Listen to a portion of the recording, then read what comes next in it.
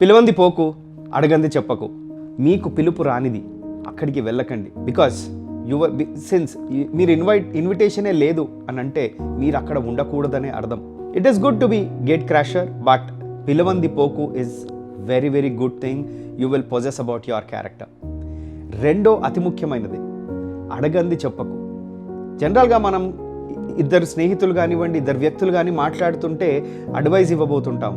కానీ ప్రశ్న నీ వైపు తిరగంది, ప్రశ్న నిన్ను అడగంది చెప్పకు.